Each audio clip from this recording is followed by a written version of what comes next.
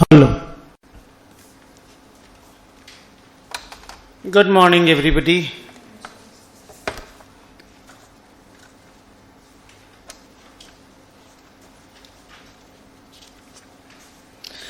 Page number 156 निकालोगे। Chapter का नाम है investment property. Ind AS 40। Copy में नाम और नंबर लिख के रखोगे।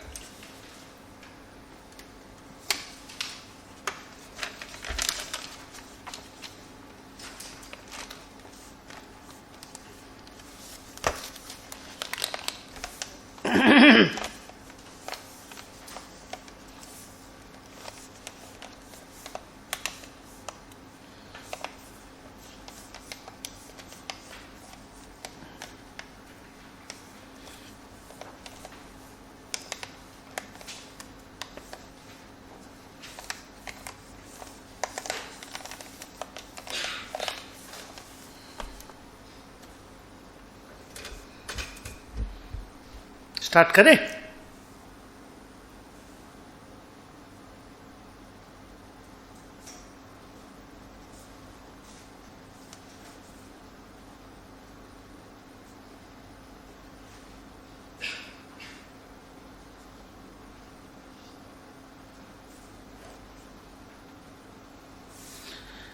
सुनिए, जब शेड्यूल स्टार्ट कर रहा हूं, जब शेड्यूल 3 का बैलेंस शीट हम लोग पढ़ रहे थे फॉर्मेट में, तो इन्वेस्टमेंट प्रॉपर्टी 3 नंबर आइटम में आता था क्या आता है।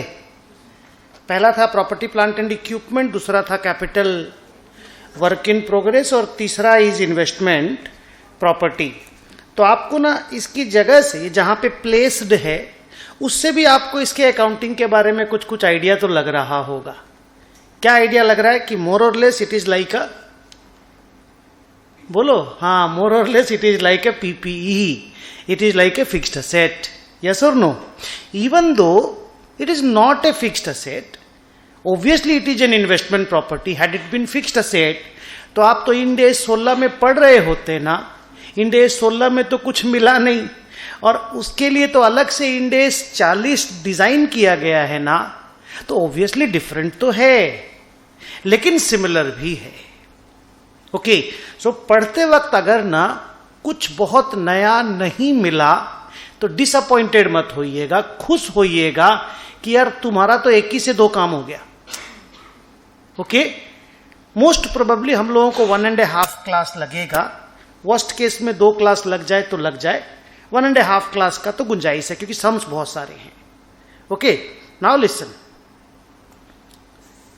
किसको बोलते हैं इन्वेस्टमेंट प्रॉपर्टी? ये तुम लोग कुछ भी जवाब नहीं देना। तुम क्वेश्चन पूछ रहे हो किसको बोलते हैं, मतलब तुम लोग पूछ रहे हो सर किसको बोलते हैं, और मैं आंसर दे रहा हूं। हाँ, so the first question is what is an investment property, when will it be और when will be a property considered under Ind AS 40?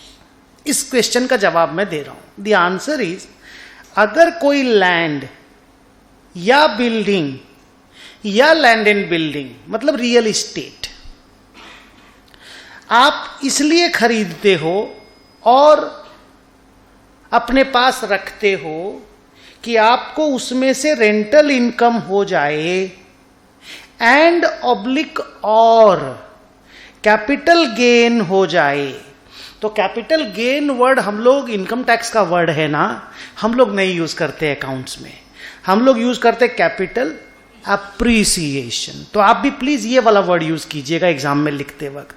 तो अगर हम कोई लैंड, कोई बिल्डिंग या लैंड एंड बिल्डिंग, शॉर्ट में बोले तो रियल इस्टेट, इसलिए अक्वायर करते हैं कि हमको कुछ रेंटल इनकम हो जाए एंड ऑब्लिक और कुछ कैपिटल अप्रिसिएशन हो जाए, तो उस वाले रियल एस्टेट को हम इन्वेस्टमेंट प्रॉपर्टी बोलते हैं। इन्वेस्टमेंट प्रॉपर्टी बोलने के लिए उस प्रॉपर्टी का प्रॉपर्टी होना जरूरी है, and property means real estate. Without being a real estate Ind AS 40 applicable नहीं होगा। मतलब कि अगर आप कोई मशीनरी या इक्विपमेंट या कोई कंप्यूटर या कोई वीडियो कॉन्फ्रेंसिंग मशीन, ये सब अगर आप अक्वायर करके रेंट पे लगाते हो तो वो इन्वेस्टमेंट प्रॉपर्टी नहीं बन पाएगा सर, प्लीज नहीं बन पाएगा। इन्वेस्टमेंट प्रॉपर्टी बनने के लिए प्रॉपर्टी होना जरूरी है, और property here means land and building, full stop. तो सर फिर वो मशीनरी वगैरह क्या बनेगा? आंसर इस टोटल मिला के 3 तो इंड एस है, 2 है, 16 है और 40 है। 2 is inventory, 16 is PPE, 40 is investment property. 3 तो एस है असेट का। चौथा एग्रीकल्चर बोल दो तो एग्रीकल्चर तो यार बायोलॉजिकल असेट है, वो तो इस तरह के असेट में है नहीं। तो अब आप बताओ, अगर मैं कोई मशीनरी, कोई इक्विपमेंट, कोई कंप्यूटर, कोई वीडियो कॉन्फ्रेंसिंग मशीन इसलिए खरीदता हूं कि थोड़ा रेंटल इनकम हो जाए, तो मैं उसको किस में रखूंगा? इसमें से जल्दी बोलो। इसमें रखूंगा, 16 में रखूंगा कि 40 में रखूंगा? 40 में रख नहीं सकता, इन्वेंट्री है नहीं, तो obviously it is in the 16 ना, it is held for use ना, यूज के लिए तो रखा है ना। सर मेरा यूज थोड़ी है, किसी और का यूज है, तो किसी और को भी तो आप ही तो यूज करने दे रहे हो ना। क्लियर है? अब आइए आगे का बात करते हैं। सुनिए, होता क्या है ना बेटा, कि जब आप कोई असेट किसी को रेंट पे दे देते हो, हम ना इसका बात कर रहे हैं, इसका नहीं कर रहे हैं, इन्वेस्टमेंट प्रॉपर्टी का नहीं कर रहे हैं, इसका कर रहे हैं। सुन रहे हो? जब आप कोई प्रॉपर्टी वगैरह किसी को रेंट पे दे देते हो, लीज पे दे देते हो, लीज एग्रीमेंट में जब आप घुस जाते हो, तो उसके बाद फिर आपके ऊपर इंड एस 116 एप्लीकेबल हो जाता है। फिर 116 उसका जैसे अकाउंट, समझे मैं क्या बोल रहा हूं? फिर इंड एस 116 उसका जैसे अकाउंटिंग करने बोलेगा वैसे आपको करना पड़ेगा। हो सकता है मेरे बच्चों कि इंड एस 116 ये बोल दे कि भाई वो जो असेट बैलेंस शीट में लिख रखे हो उसको उड़ाओ, मैं बोलता हूं ऐसे लिखो। नहीं समझे? फिर वो जो बोलेगा ना वो करना पड़ेगा। Did you get the point? So अगर नॉर्मली हम लोग एक बात बोलें कि अगर मैंने कोई रियल एस्टेट खरीदा है, या तो भाड़ा पे देने के लिए या कैपिटल अप्रिसिएशन के लिए, तो वो हमारा इन्वेस्टमेंट प्रॉपर्टी है। रियल एस्टेट होना जरूरी है। अब आइए 2 छोटे छोटे और पैराग्राफ, उसके बाद अकाउंटिंग प्रोसेस। कब कोई रियल एस्टेट यानी लैंड एंड बिल्डिंग इन्वेंट्री होता है, और कब कोई लैंड एंड बिल्डिंग पीपीई होता है। जैसे मेरा ये वाला लैंड एंड बिल्डिंग, ये भी तो मेरा लैंड एंड बिल्डिंग है, ऑफिस स्पेस है, ये क्या है मेरे लिए? पीपीई है। Thank you. कोई डाउट है मन में? एक सुर में निकला पीपीई है। क्यों सर? आप यूज कर रहे हो अपने बिजनेस में, हम लोग ही तो कस्टमर हैं, तो दिखाई दे रहा हम लोगों को साफ साफ। अब मान लीजिए मेरी 3-4 मैं तो खैर रियल एस्टेट के धंधे में नहीं हूं, पर मान लो कोई डीएलएफ है, डीएलएफ नाम सुना है? डीएलएफ कंपनी का। या मान लो कोई उसी तरह की कंपनी है जो रियल एस्टेट के बिजनेस में, लोढ़ा है बॉम्बे वाली, या शोभा डेवलपर्स है, उनके पास तो बहुत सारे रियल एस्टेट हैं। वो लोग कौन से पर्पस के लिए रखा है? वो लोग लैंड को रखा है कि लैंड डेवलप करके बिल्डिंग बना करके बिल्डिंग बेच देगा। बिल्डिंग रखा है कि बेचने के लिए रखा है? आधा बिल्डिंग अगर बन रहा है तो बना करके बेचेगा। सो उनके लिए तो वो इन्वेंट्री हो गया ना। तो इन्वेंट्री का इंडेक्स पढ़ चुके हो कि नहीं? हाँ। प्रॉपर्टी प्लांट इक्विपमेंट का इंडेक्स पढ़ चुके हो ना? हाँ। इन्वेस्टमेंट प्रॉपर्टी का इंडेक्स बस अभी पढ़ोगे, 3 ग्रुप एक साथ कंप्लीट हो जाएगा। माने ये 3 बेसिक असेट अकाउंटिंग है, ये कंप्लीट हो जाएगा, फिर आगे एडवांस लेवल पढ़ेंगे। सो नाउ आगे चलते हैं कि अगर कोई रियल एस्टेट आदमी बेचने के लिए या बना के बेचने के लिए होल्ड करके रखा है तो वो इन्वेंट्री है, इंडेक्स 2 एप्लीकेबल होगा। अगर कोई रियल एस्टेट आदमी अपने बिजनेस के लिए यूज करेगा, admin purpose, production purpose, goods को सेल करने के पर्पस से, कोई गोडाउन बना करके रखा है अपने बिजनेस में यूज करेगा, कोई ऑफिस बना करके रखा है, लोगों को बिठाएगा, वो सब real estate, property, plant and equipment के अंदर में आता है। ओके, अब आया चौथा पैराग्राफ कि अकाउंटिंग प्रोसेस क्या है इन्वेस्टमेंट प्रॉपर्टी का। क्या पढ़ने जा रहे हैं बच्चों? क्या पढ़ने जा रहे हैं? Accounting process. बहुत सिंपल, बहुत सिंपल। पैरा ए पहली बार जब बुक्स में लिखेंगे, फर्स्ट टाइम जब बुक्स में लिखेंगे, कॉस्ट पे लिखेंगे, कोई fair value less cost to sell नहीं, ये कॉन्सेप्ट ही नहीं है यहां पर। ये नाम ही यूज नहीं करेंगे, खाली एक बार यूज करेंगे, वो भी खाली फेयर वैल्यू, नाम ही नहीं है, बेकार है। पहली बार जब लिखेंगे कॉस्ट पे लिखेंगे। कॉस्ट का डेफिनेशन क्या है सर? जो इंड AS 16 में पढ़े हो, इंड AS 16 अभी कंप्लीट किए ना, कॉस्ट का डेफिनेशन बताओ। शॉर्ट में बोलो, घुमा के बोलो, कोई दिक्कत नहीं, आइडिया बोलो, हमको पैरा नहीं चाहिए, word word word word by word. हाँ, necessary to operate in the manner as intended by the management. आधा वो बोला, आधा मैंने बोल दिया। एक बार पूरा बोलो तुम लोग।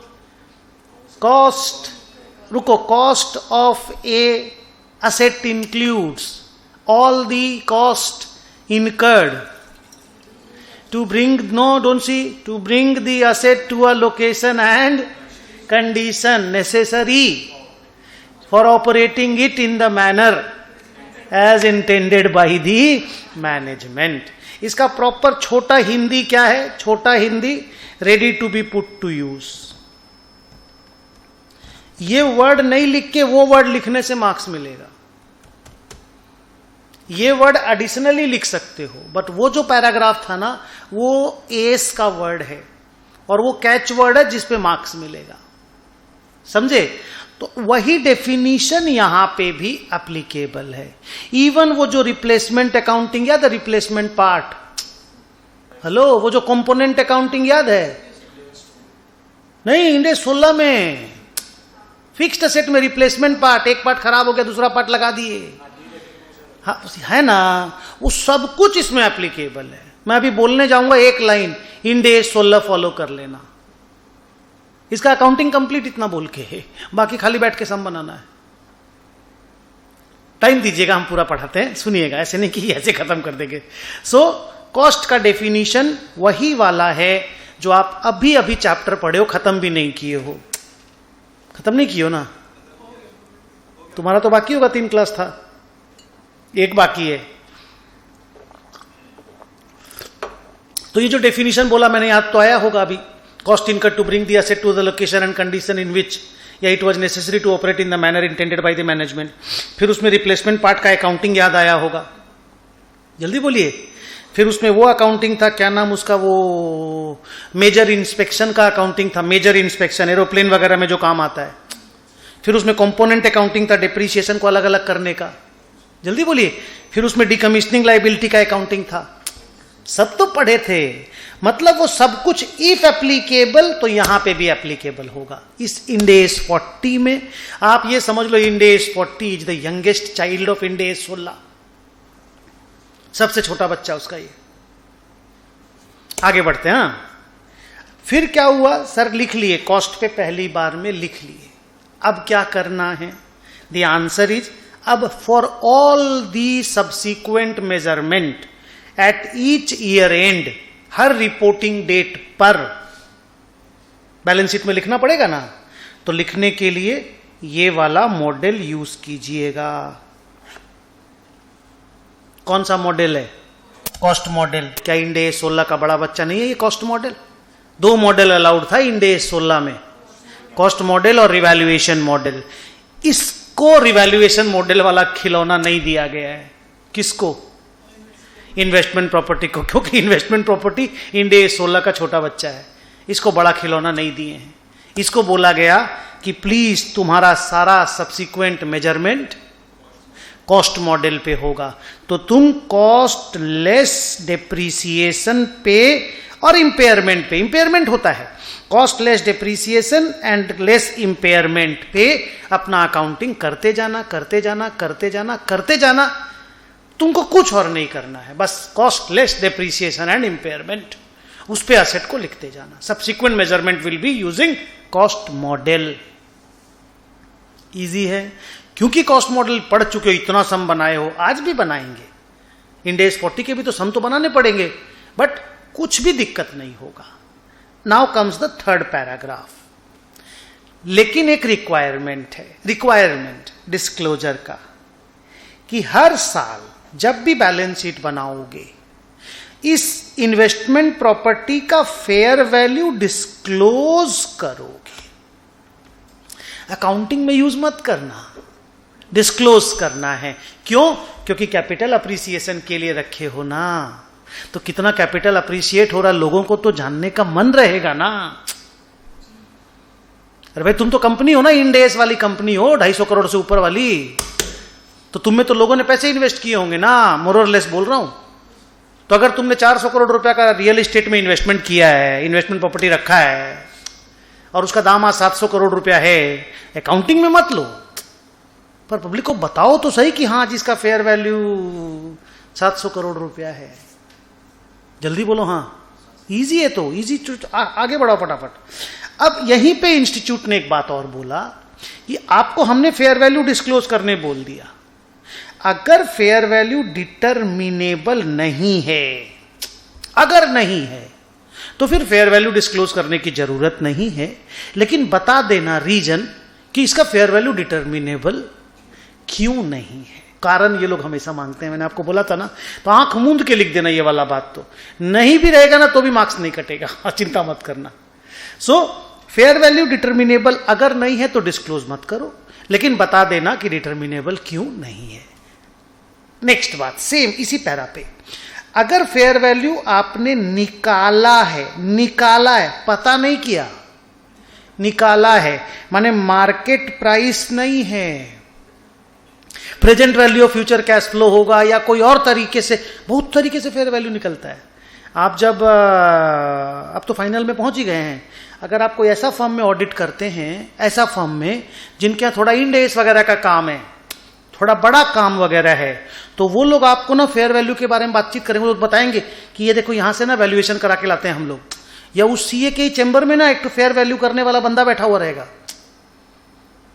या फिर उनका ना कहीं पे कांटेक्ट होगा KPMG या PwC में, सारा वैल्यूएशन वो लोग, जैसे मान लो मैं एक CA फर्म हूं, मेरे पास 4 इंड AS कंपनियों की ऑडिट है, तो मेरे को तो वैल्यूएशन कराना पड़ेगा, साला हर चीज का वैल्यूएशन है वहां पे, fair valuation, FVT, OCI, FVT, PL, fair value through OCI पढ़े थे ना, तो हजारों चीजों का फेयर वैल्यू है। अब chartered accountant is not competent enough to find the fair value of everything, how can he, accountant है वो, वैल्यूअर थोड़ी है, तो हर चीज का वैल्यूएशन का ट्रिक उसके पास नहीं होता, तो वो लोग एक्सपर्ट लोगों से वैल्यूएशन कराते हैं, नहीं समझे। तो वो लोग जो वैल्यूएशन करते हैं, बहुत तरीके से वैल्यूएशन होता है, बहुत तरीका है। प्राइस अर्निंग अप्रोच है, earning into P ratio, SFM में पढ़े होगे अगर इंटरविंटर में, बहुत सारा प्राइस टू बुक कॉन्सेप्ट है, प्राइस टू कैश फ्लो का कॉन्सेप्ट है, एवरेजिंग, बहुत सारा कॉन्सेप्ट है फेयर वैल्यूएशन का। बट हमको नहीं बोलना अभी, हमको ये बोलना है अगर फेयर वैल्यू निकाल के लाए हो, जिसने भी निकाला हो, तो उसने क्या क्या गाइडलाइन फॉलो किया है, किसको बेस बनाया है, बेस के फिगर्स क्या क्या हैं, क्या डिस्काउंटिंग रेट यूज किया है, क्या ग्रोथ रेट यूज किया है, किसी तरह का रेस्ट्रिक्शन उस असेट पे है कि नहीं है। रेस्ट्रिक्शन होते असेट का फेयर वैल्यू गिर जाएगा, रेस्ट्रिक्शन नहीं होने से असेट का फेयर वैल्यू प्रॉपर रहेगा। तो वो सारा बातचीत उस फेयर वैल्यू के नोट्स में डिस्क्लोज करना पड़ेगा। माने ये नोट घटिया नोट नहीं है कि फेयर वैल्यू इज 3 करोड़, नहीं सर, बहुत सारा चीज इसमें लिखना पड़ेगा। तुम ये समझ लो ना, तुम तो एग्जाम के क्वेश्चन पेपर के हिसाब से पढ़ रहे हो, तो उसके हिसाब से मैं बोल दूं, क्वेश्चन पेपर में जितना चीज लिखा हुआ सबको छाप देना वहां पे। कुल मिला के they need all the details of determining the fair value. Clear? अब आया D number paragraph.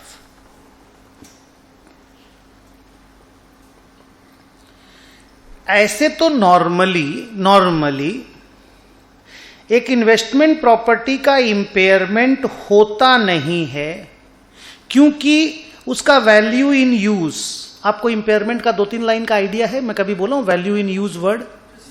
Present value of future cash flow बोला हूं? क्योंकि नॉर्मली हम लोग उसको यूज में लेते नहीं है, बट स्टिल रेंटल इनकम तो कैश फ्लो है ना, रेंटल इनकम तो कैश फ्लो है ना। तो इंड एस 40 का बोलना है कि नॉर्मली इन्वेस्टमेंट प्रॉपर्टी का इंपेयरमेंट होता नहीं है, but if there is a strong indication कि भाई मार्केट प्राइस भी प्रॉपर्टी का गिर रहा है और रेंटल इनकम भी आजकल होना कम हो गया है। अब जैसे मैं आपको बताता हूं, उस दिन ही मैं बोल रहा था कैनरी स्क्वायर पे HSBC वाला जो बिल्डिंग है, आपको बता रहा था, did I talk in the class? No? सुनो, अभी गूगल में देखना थोड़ा देर के बाद।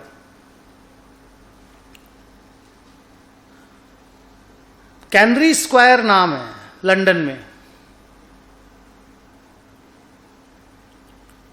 HSBC का हेडक्वार्टर था वहां पे, अभी भी अब छोड़ दिया होगा, बस अब छोड़ने वाले हैं लोग।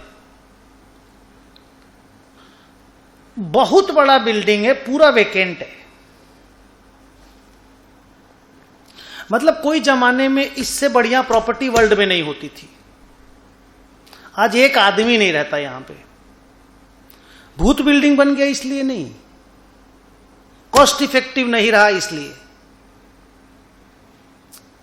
HSBC छोड़ रहा है, तुम समझ पा रहे हो? टियर 2, टियर 3, टियर 4 सिटी में चले जा रहे हैं, सब कोविड के बाद की कहानी है। पूरी दुनिया में, हिंदुस्तान छोड़ करके पूरी दुनिया में रियल एस्टेट का, कॉमर्शियल रियल एस्टेट का 12 बज गया है, ये वाला 12। वही वर्क फ्रॉम होम, टियर 2 में चले जाओ, सस्ता में काम हो जाएगा, ट्रैवल कर लेना, जरूरत पड़ेगा तब बुला लेंगे टाइप, ये सब कहानी चालू नहीं हो गई क्या? सीए फर्म चालू कर दिए, तुम बात करते हो, सीए फर्म चालू कर दिए भाई। हाँ, बहुत लोग चालू कर दिए हैं। सीए वाले जब चालू कर दिए तो तुम समझो बाकी तो इंडस्ट्री में तो वैसे ही बैठ के काम करना है, छोड़ो ना। तो अब तुम सोचो, यहां पे जिन्होंने इन्वेस्टमेंट प्रॉपर्टी लिया होगा, बैंड बज गया होगा, बोलो हाँ या ना। अब जिसने भी 1 लाख स्क्वायर फुट खरीदा होगा, साला 4-5 हजार करोड़ में खरीदा होगा, बोलो गया ना जी उनका पैसा भी। तो इंपेयरमेंट हुआ कि नहीं हुआ? लॉस है कि नहीं है ना? तो बोला ऐसा केसेस में अगर आपको इंपेयरमेंट करना पड़े तो फिर आप इंपेयरमेंट भी करिएगा। इंपेयरमेंट का अकाउंटिंग ऑब्वियसली हम लोग इंपेयरमेंट का इंड एस 36 में पढ़ेंगे, जो मेरा नेक्स्ट वीक का टारगेट है, उसमें हम लोग इसको पढ़ेंगे। लेकिन क्योंकि थोड़ा सा इंपेयरमेंट के बारे में हम फर्स्ट क्लास में बताए थे आपको, डिप्रीसिएशन का बड़ा भाई है। डिप्रीसिएशन असेट में वियर एंड टियर होने से होता है, और इंपेयरमेंट असेट की कैश फ्लो जेनरेटिंग कैपेसिटी जब, बोलो जोर से, असेट की कैश फ्लो जेनरेटिंग कैपेसिटी जब कम हो जाती है तब इंपेयरमेंट होता है। वियर एंड टियर डिप्रीसिएशन का जुड़वा भाई का नाम है, या डिप्रीसिएशन का रीजन है कैश फ्लो जनरेटिंग कैपेसिटी का लॉस इंपेयरमेंट का कारण है। तो बोला उस केस में अगर आपको इंपेयरमेंट करना पड़े तो आप इंपेयरमेंट भी करिएगा, असेट का WDV गिर जाएगा। कॉस्ट मॉडल ही तो है ना, कॉस्ट मॉडल का फंडा क्या है? Cost less depreciation less impairment. Funda is cost less accumulated depreciation less accumulated impairment, तो वो कर लीजिएगा। 5वां पैराग्राफ है ट्रांसफर, इंटरनल ट्रांसफर, सेल वाला ट्रांसफर नहीं, इंटरनल ट्रांसफर। फिर सेल वाला ट्रांसफर कराएंगे। सर ये क्या है? मेरे पास इन्वेस्टमेंट प्रॉपर्टी है, मैंने उसको इन्वेंट्री बना दिया। क्यों सर? मेरा मन। मेरे पास इन्वेस्टमेंट प्रॉपर्टी है, मैंने उसको PPE बना दिया। पहले बताओ अलाउड है कि नहीं? मेरी प्रॉपर्टी क्यों नहीं अलाउड होगा भैया? माने अकाउंट्स में इंस्टीट्यूट की इतनी ताकत कि मेरी प्रॉपर्टी को हम कैसे यूज करेंगे वो रोक देगा। सोचिए जल्दी, पहले इस बात को दिमाग में लाइए। Nobody can stop me. मैं हमेशा एक तो वर्ड बहुत स्ट्रांगली बोलता हूं, आजकल थोड़ा कम कर दिया बोलना। हम दारू पिएंगे या नहीं पिएंगे ये इंस्टीट्यूट डिसाइड नहीं करेगा, मेरा बाप भले डिसाइड कर सकता है। हम दारू पिएंगे तो ड्राइंग में लिखना है, बिजनेस एक्सपेंस नहीं लिखना है, ये इंस्टीट्यूट डिसाइड कर सकता है। आप समझ पा रहे हो मैं क्या बोल रहा हूं? तो थोड़ा स्ट्रांग लगता है बात बोलने में, लेकिन मेरा बोलने का व्यू समझ रहे हो कि मेरा पर्सनल चॉइस है भाई, हम क्या करेंगे हम डिसाइड करेंगे ना जी। कोई इंस्टीट्यूट कैसे डिसाइड कर सकता है मेरे बिहाफ में? क्लियर? तो अगर मेरे पास कोई इन्वेस्टमेंट प्रॉपर्टी है और उसका जिसको बोलते हैं ना पर्पस ऑफ होल्डिंग चेंज हो जाता है कि मैं नहीं होल्ड करना चाहता अब इसको ब्याज के लिए, वो क्या नाम है, रेंट के लिए, मैं नहीं यूज करना चाहता कैपिटल अप्रिसिएशन के लिए, हमको इस मेरे पास लैंड था रे और मैंने लैंड को कैपिटल अप्रिसिएशन के लिए होल्ड करके रखा था, 15 साल तक मैंने रखा, रेंट पे भी नहीं दिया, जस्ट कैपिटल अप्रिसिएशन के लिए होल्ड करके रखा, मिला भी कैपिटल अप्रिसिएशन। अब मेरे को लग रहा लैंड को नहीं बेचेंगे, अब इसमें हम रियल एस्टेट बना करके, घर बना करके, ऑफिसेस बना करके बेचेंगे। मेरा बताओ पर्पस ऑफ होल्डिंग चेंज हुआ कि नहीं हुआ? तो मैं क्या करूं? बनाऊं ना उसको इन्वेंट्री, इंटरनल ट्रांसफर करूंगा ना, और फिर आज के बाद इंड एस 2 फॉलो करेंगे ना। Should I do that, yes और नो? जल्दी बोलो बेटा। I have to. तो सर करना क्या है अकाउंटिंग में? वही तो पढ़ा रहा हूं। करना ये है, हेलो अच्छा लगेगा सुन के, करना ये है कि कुछ नहीं करना है। सर मतलब carrying amount to carrying amount transfer होगा, बाकी हिंदी में तुम बोलो, मैं फिल इन द ब्लैंक्स करने बोलूं? देखें, the carrying amount of investment property will become the carrying amount of inventory, the and. कुछ करना पड़ा, खाली नाम चेंज कर दिए लेजर का। जिस लेजर का नाम इन्वेस्टमेंट प्रॉपर्टी था उस लेजर का नाम इन्वेंट्री हो गया। कुछ नहीं करना रे बाबा। Internal transfer to and fro, दोनों टू एंड फ्रो सब कैरिंग अमाउंट पे होता है। पूरा इंटरनल ट्रांसफर कैरिंग अमाउंट पे होता है। तो अगर आप इन्वेस्टमेंट प्रॉपर्टी को इन्वेंट्री बनाएं, इन्वेंट्री को इन्वेस्टमेंट प्रॉपर्टी बनाएं, इसको पीपी बनाएं, पीपी को आईपी बनाएं, they all internal transfers will take place at, बोलो, कैरिंग अमाउंट। और उसके बाद फिर उसका रिस्पेक्टिव इंड एस यूज होने लग जाएगा। So never get worried. ये लोग क्वेश्चन कैसा बनाएगा जानता है? ऐसा गंदा लोग रहेगा कि जैसे इन्वेस्टमेंट प्रॉपर्टी को पीपी बनाओगे ना तो कैरिंग अमाउंट दे देगा 4 करोड़ रुपया है, उसी समय जानबूझ के फेयर वैल्यू दे देगा तुमको कि तुम एक्साइटेड हो जाए, नहीं समझे, कि तुम कुछ कर दे वहां पे। So please remember there is a paragraph number E which I had discussed कि internal transfer will happen at carrying amount. Okay? अब आया पैराग्राफ नंबर F कि सर अगर मेरे पास इन्वेस्टमेंट प्रॉपर्टी है और मैंने उससे इनकम डिराइव किया, रेंटल इनकम। सर बवाल रेंटल इनकम की कहानी है मेरी, अच्छा खासा रेंटल इनकम हम अर्न करते हैं, तो क्या करना है? P&L में कैसे डिस्क्लोज करना है? सर मेरा और धंधा भी है, मेरा रेंट का धंधा। अच्छा और एक बात बताना भूल गया, बड़ा बात। अगर मेरा रेंट का धंधा रहे ना तो इन्वेस्टमेंट प्रॉपर्टी पीपी होगा। सर नहीं समझे, फिर से बोलिए तो। मेरे पास इन्वेस्टिबल सरप्लस था, हाथ देखे कि नहीं, मेरे पास इन्वेस्टिबल सरप्लस था, मैंने रियल एस्टेट में इन्वेस्ट किया तो इन्वेस्टमेंट प्रॉपर्टी बना। मेरा कंपनी का ऑब्जेक्ट क्लॉज ही वही है, क्या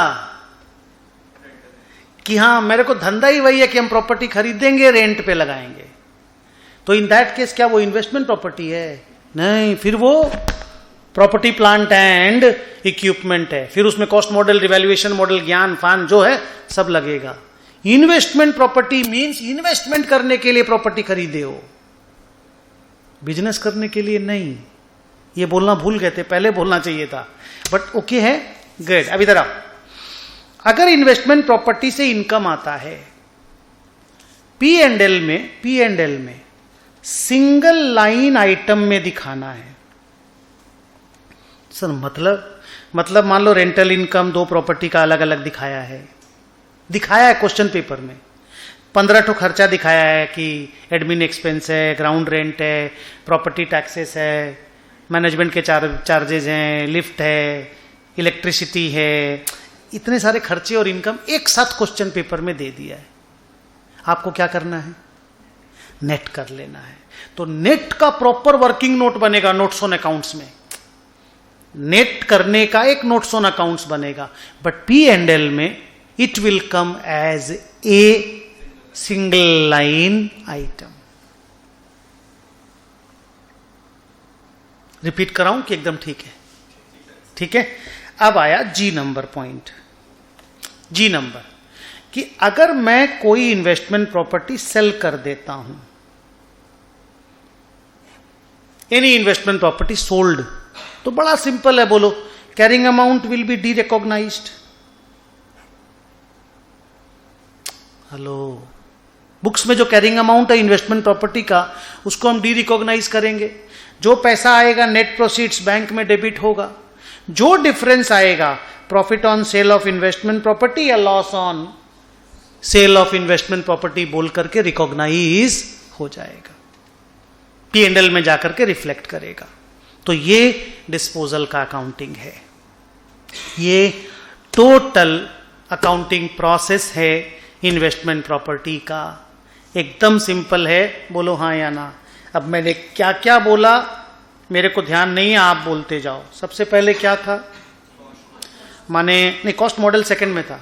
सबसे पहले था, पहली बार जब हम इन्वेस्टमेंट प्रॉपर्टी बुक्स में लिखेंगे, रिवीजन करा रहा हूं, तो कौन से अमाउंट पे लिखेंगे? कॉस्ट पे। और कॉस्ट का डेफिनेशन वही है जो इंड AS 16 में था। उसके बाद for each subsequent measurement cost model follow होगा। उसके बाद हर ईयर एंड में जब भी हम बैलेंस शीट बनाएंगे फेयर वैल्यू का डिस्क्लोजर करेंगे। उसके बाद अगर कभी ऐसा लगे कि इन्वेस्टमेंट प्रॉपर्टी का इंपेयरमेंट हो गया है, जो कैनरी स्क्वायर का बात मैं कर रहा था आपके साथ, तो उसको इंपेयरमेंट भी करना है। उसके बाद अगर इंटरनल ट्रांसफर कभी भी करना पड़े कैरिंग अमाउंट पे होगा। अगर कोई भी उससे इनकम आए करेंट ईयर में, सिंगल लाइन आइटम में दिखाना है, नोट्स लेकिन फुल बना के देना है। और अगर कभी उसको मैं बेचूं तो जो भी प्रॉफिट और लॉस ऑन सेल अराइज होगा वो P&L में जाएगा। तो सर कोई भी आइटम यहां से अदर कॉम्प्रिहेंसिव इनकम वर्ड याद है? कोई भी आइटम अदर कॉम्प्रिहेंसिव इनकम में नहीं जाएगा। जैसे इंड AS 16 जब आप पढ़ रहे थे, अभी तो पढ़ रहे थे ना, उसमें रिवैल्यूएशन सरप्लस जो होता था, बोलो कुछ, वो अदर कॉम्प्रिहेंसिव इनकम में जाता था। यहां पे कुछ भी अदर कॉम्प्रिहेंसिव इनकम में नहीं जाएगा। Are we good? पक्का समझ में आ गया इजीली? 1-2 लाइन और बोलना है, फिर कुछ सम्स बनाएंगे, कुछ पैरा रीडिंग पहले करेंगे। अगर हमने कोई जमीन खरीद के रखा है, जमीन, और अभी तक उसका पर्पज ऑफ होल्डिंग आइडेंटिफाई नहीं हुआ है, माने डिटरमाइन नहीं हुआ, आइडेंटिफाई वर्ड तो थोड़ा रॉन्ग है, डिटरमाइन नहीं हुआ है,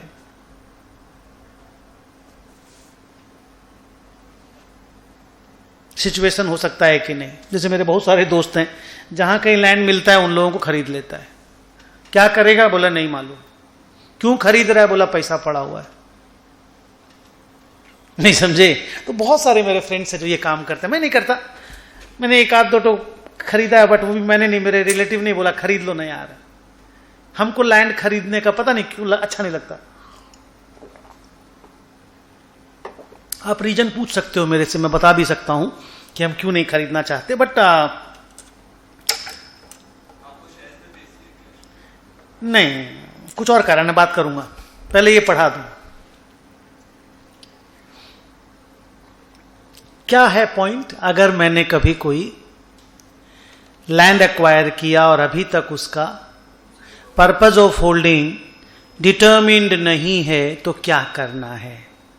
the answer is investment property में रिकॉर्ड करना है। चलिए, तो अच्छा हो गया, एक तो सिलेक्शन फाइनल हो गया कि when there is confusion it is investment property. तो अच्छा हुआ ना, एक तो स्टैंडर्ड मिल गया आपको, ठीक है, हाँ ऐसे ही चलना है। नेक्स्ट, कुछ दिनों के बाद, 1-2 वीक के बाद आप इंड एस 116 पढ़ोगे।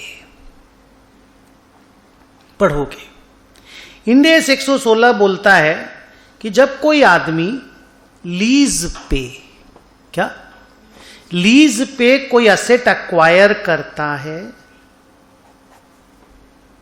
लीज पे कोई असेट एक्वायर करता है, हम पढ़ाए हैं शेड्यूल 3 में, तो वो आरओयू असेट को डेबिट करता है और लीज लायबिलिटी को क्रेडिट करता है। बोलो ना, हम लोग जानते हैं ना, ये इतना सा तो जानते ही है ना। बाकी तो बड़ा इंड एस है 116, कम से कम भी 6-7-8 क्लास लगेगा, बहुत बड़ा इंड एस है। तो वो ऐसे लिखता है। तो अगर कोई बंदा कोई आरओयू असेट लैंड एंड बिल्डिंग लेता है, सुने बेटा, आरओयू असेट लैंड एंड बिल्डिंग लेता है, तो पहला एंट्री तो यही करना पड़ेगा क्योंकि वो लीज पे आया है। लीज में इंड एस 116 घुसेगा। 116 बोलता है जो भी फ्यूचर लीज पेमेंट होगा उसका प्रेजेंट वैल्यू निकालो, निकाल के ये एंट्री कर दो। फिर वो बोलता है लेकिन हम ना इसको तो रेंटल पे लगाने के लिए लिए हैं।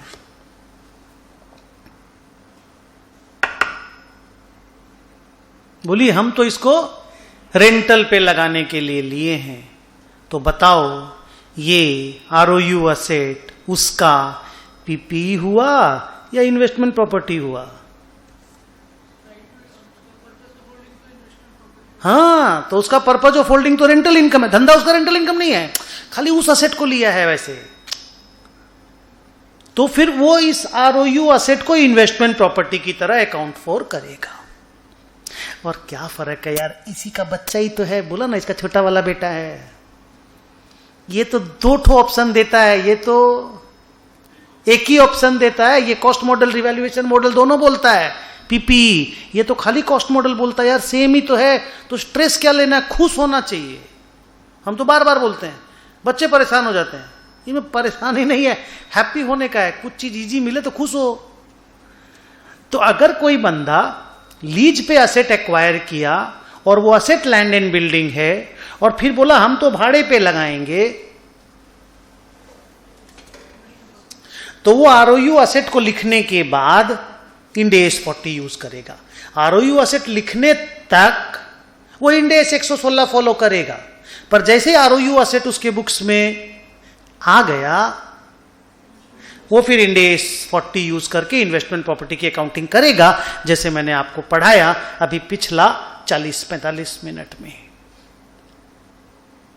ओके, अब आया कि अगर मेरे पास कोई आरओयू, ये पूरा नहीं समझ में आएगा, ये प्लीज पूरा नहीं समझ में आएगा। ये जब हम इंड एस 116 पढ़ा देंगे तो एकदम बच्चा जैसा समझ में आ जाएगा। Help me. अगर हम कोई लीज पे असेट लिया और आरओयू असेट लिख लिए और फिर उस असेट को लीज पे दे दिए, और वो जो लीज पे दिए ना वो फिनांस लीज है। लीज पे लेते वक्त ना, अभी रूल चेंज हो गया है इंड एस 116 में, लीज पे लेते वक्त फिनांस लीज ऑपरेटिंग लीज नहीं होता, वो लीज होता है। लेकिन जब आप लीज पे देते हो ना किसी को, तो वो ऑपरेटिंग और फिनांस लीज होता है। बच्चों प्लीज, तो अगर मैंने लीज पे लिया तो आरओयू असेट बना और फिर मैंने फिनांस लीज पे दे दिया। तो जब ऐसा होता है ना बेटा, आपको पढ़ाऊंगा 2 वीक के बाद, तो ये असेट बुक से उड़ जाती है, गायब हो जाती है, हट जाती है। जब ऐसा होता है ना, तो आरओयू असेट जो बुक्स में आई थी ना लीज की वजह से, जल्दी हाँ बोल यार, वो फिर उड़ जाती है, हट जाती है। सर कैसे हम पढ़ाएंगे, वो नहीं पढ़ाया तुम बेटा भी। मैंने बोला ना आधा अधूरा समझ में आएगा, मान लेना एक बार प्लीज, 2 वीक के बाद तो पढ़ेंगे ना। तो अगर वो उड़ ही गया, बुक्स में ही नहीं है, तो भैया क्या चीज का इन्वेस्टमेंट प्रॉपर्टी, क्या चीज का पीपी। बुक्स में कोई असेट होगा तब तो उसको आप अकाउंटिंग करेंगे इस एज से उस एज से, तो घबराना मत। सर एक बार क्लोज कर दो बात बोल के। अगर मैंने लीज पे कोई असेट लिया और मेरी बुक, और वो लैंड एंड बिल्डिंग था, और मेरी बुक में ROU असेट बना, और उसके बाद हम उसको फिनांस लीज पे दे दिए, तो उसका नेचर ऑफ अकाउंटिंग ऐसा है कि वो असेट ही बुक से गायब हो जाता है, डीरिकॉग्नाइज हो जाता है। फिनांस लीज में असेट डीरिकॉग्नाइज हो जाता है लेसर की बुक से। सुना क्या बोला, क्या बोला? फाइनेंस लीज में जब लेसर किसी को फिनांस लीज पे असेट को देता है तो वो असेट डीरिकॉग्नाइज हो जाता है। अभी दिखाऊंगा, इंड AS 116 में लिखा हुआ मिलेगा ये बात। हाँ 2 मिनट खाली रुक जाना। तो उस केस में ना फिर तुम स्ट्रेस मत लेना कि क्या करना है क्या नहीं करना है, कुछ करना ही नहीं है, बुक से तो असेट ही गायब हो गया, तो you have to do nothing.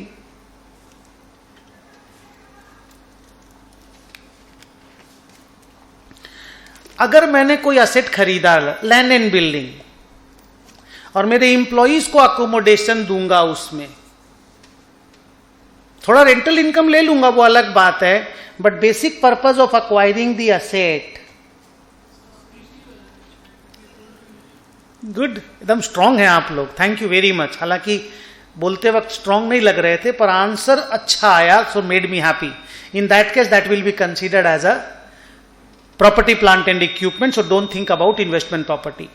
अगर मैंने लैंड एंड बिल्डिंग खरीदा और रीडेवलप करके फ्लैट बना के बेचूंगा, वो इन्वेंट्री है, तो इंड AS 40 की बात मत करना। अगर मैंने लैंड एंड बिल्डिंग खरीदा अभी 200 करोड़ रुपया दे करके, और उसको रिवैम्प करा करके फैक्ट्री बनाऊंगा, पानी का बोतल मैन्युफैक्चर करूंगा, प्रॉपर्टी प्लांट एंड इक्विपमेंट है। अगर मैंने लैंड एंड बिल्डिंग खरीदा और उसको ऑपरेटिंग लीज पे देऊंगा, ऑपरेटिंग लीज पे देऊंगा, मेरा बिजनेस नहीं है, भाड़े पे, ऑपरेटिंग लीज माने भाड़े पे देऊंगा, इन्वेस्टमेंट प्रॉपर्टी है।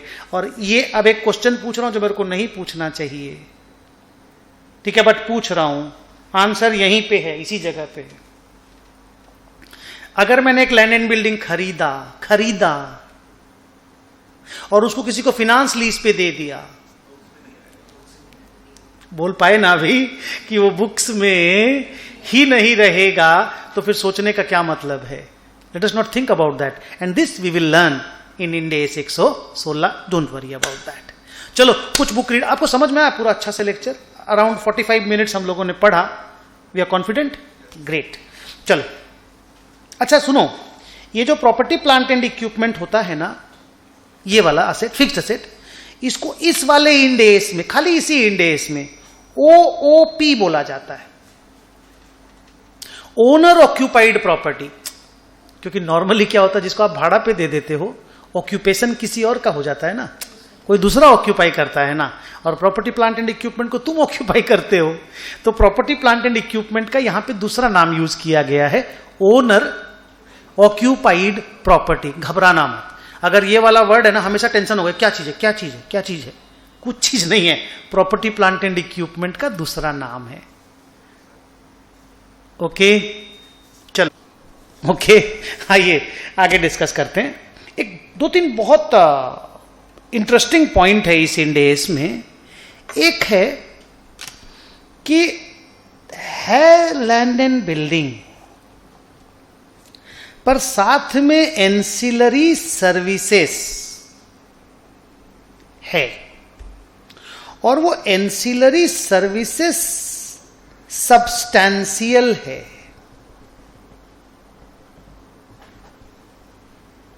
वर्ड्स पे ध्यान दो, वो सिग्निफिकेंट है, वो मेजर है। तो उसको इन्वेस्टमेंट प्रॉपर्टी नहीं बोल सकते, उसको बिजनेस बोलना पड़ेगा। जैसे होटल बिजनेस क्या है? लैंड एंड बिल्डिंग नहीं है तो क्या है? तुमको एक रूम भाड़ा पे नहीं देता है तो क्या करता है? तुम वहां जाते हो, एक रूम भाड़ा पे लेते हो, बोलो हाँ या ना। लैंड एंड बिल्डिंग छोड़ के वो क्या है? कुछ और है क्या? वो कोई सॉफ्टवेयर है क्या तुमको? वो लैंड एंड बिल्डिंग है कि नहीं हमको बताओ। लेकिन प्रॉब्लम क्या है उसके साथ? Ancillary services. पोर्टर मिल जाएगा आपको, घुसते रिसेप्शन है, हाँ पानी पहुंच जाएगा, क्या नहीं है मतलब। तो वहां पे ये ध्यान देना पड़ेगा कि भाई ये एंसिलरी सर्विसेज जो है वो इतना सिग्निफिकेंट है कि वो रियल एस्टेट को इन्वेस्टमेंट प्रॉपर्टी नहीं रहने देता, बिजनेस बना देता है। अगर ऐसा बना देता है तो फिर बिजनेस की तरह अकाउंटिंग करो ना, प्रॉपर्टी प्लांट एंड इक्विपमेंट की तरह लिखो ना। मैं बार बार बोलता हूं इसको बड़ा टॉपिक मत बनाना, क्योंकि इन्वेस्टमेंट प्रॉपर्टी का भी पूरा accounting process property plant and equipment के एक बच्चे की तरह होता है। सो बड़ा टॉपिक मत बनाना, पर टॉपिक तो है।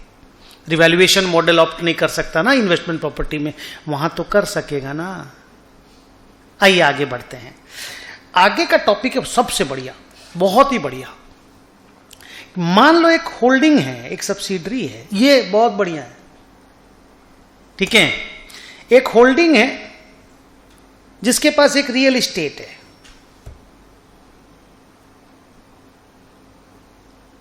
उसने सब्सिडरी को रेंट पे दिया, सब्सिडरी उसको फैक्ट्री की तरह यूज कर रहा है।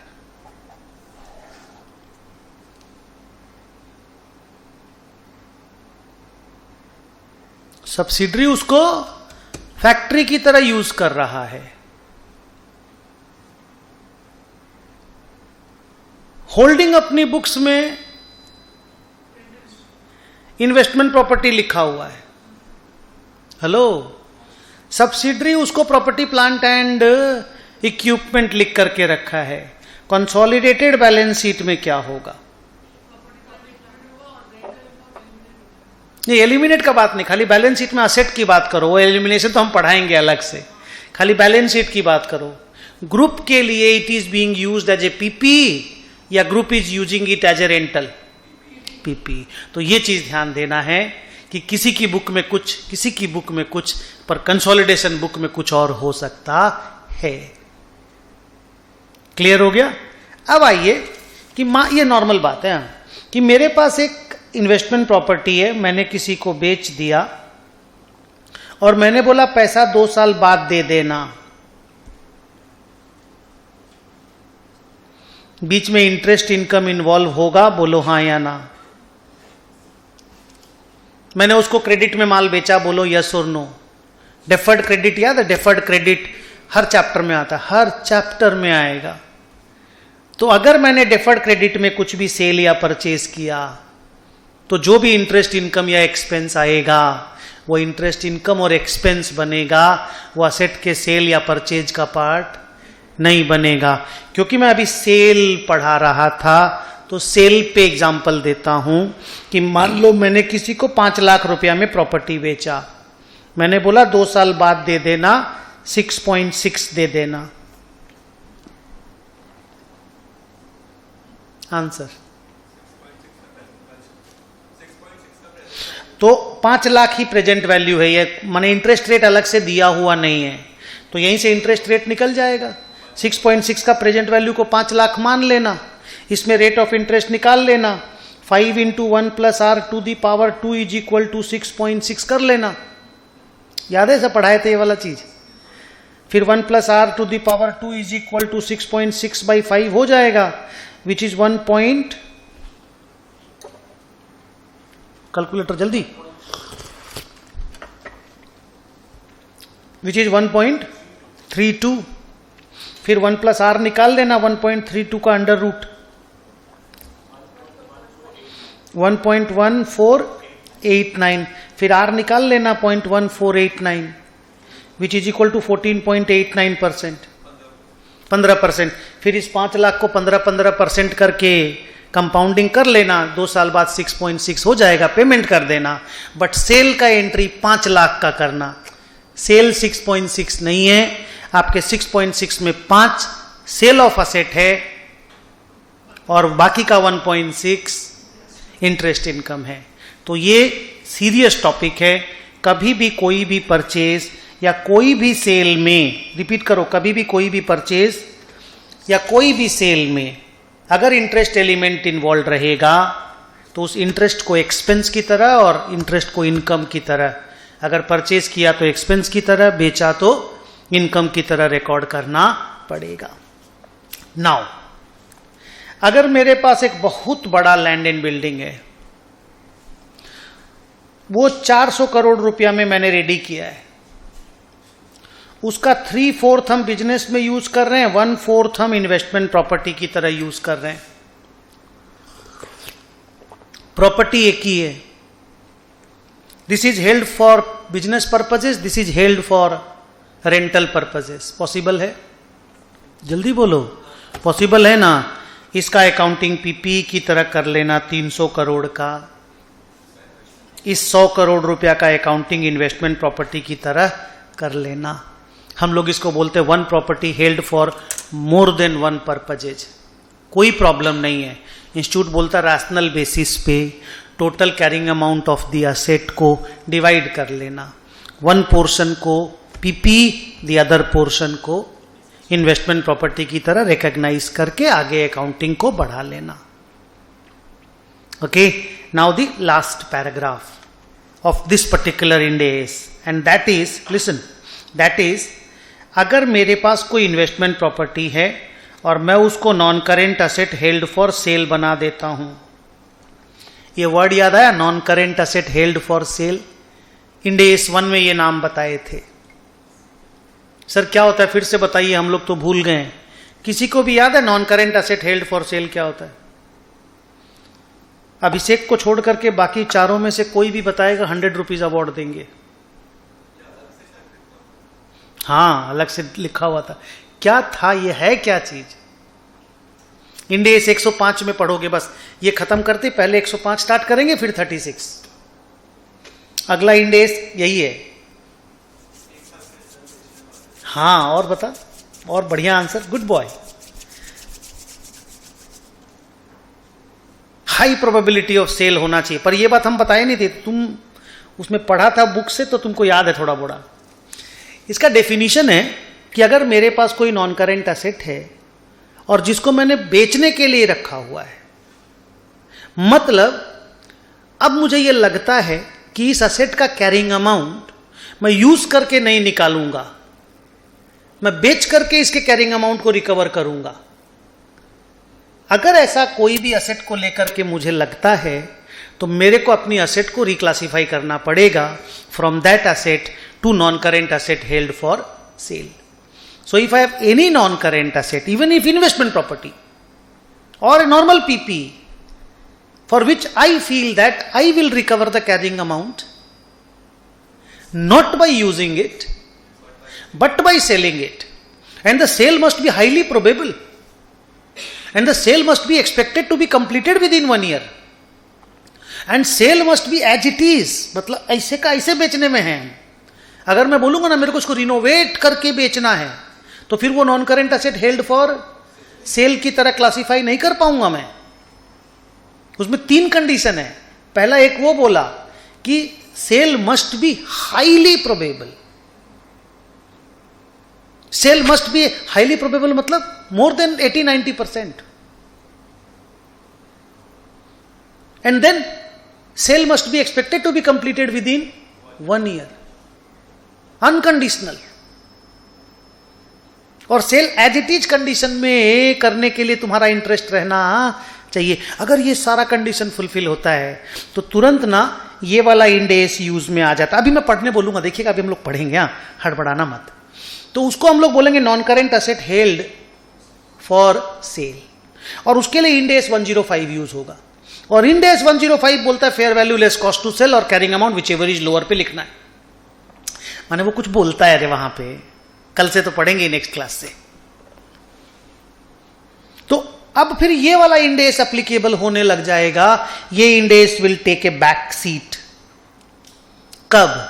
इफ, पढ़ाई start, if I have an investment property which is classified as non-current asset held for sale, और वो क्लासीफाई कब होता है उसका पैरा मैंने बोल दिया, पढ़ेंगे इंड एस 105 में, पर अभी बोलना जरूरी नहीं तो समझ में कैसे आएगा बेचारों को, तुम बच्चों को।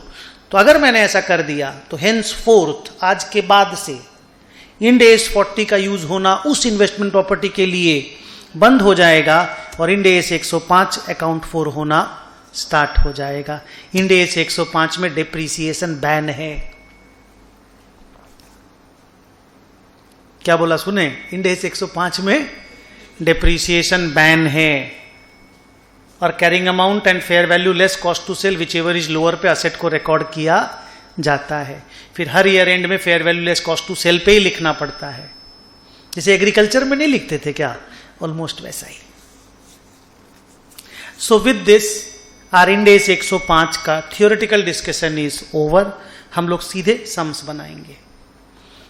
जो जो 5 पैराग्राफ का रीडिंग बाकी था उसको एक बार पढ़ लो, और ये पूरा जो क्लास है ना ये रिवीजन के भी काम आ जाएगा, क्योंकि कंसिस्टेंटली पूरा क्लास ही करवा दिए हैं, तो इसको रिवीजन वीडियो की तरह भी हम यूज कर लेंगे।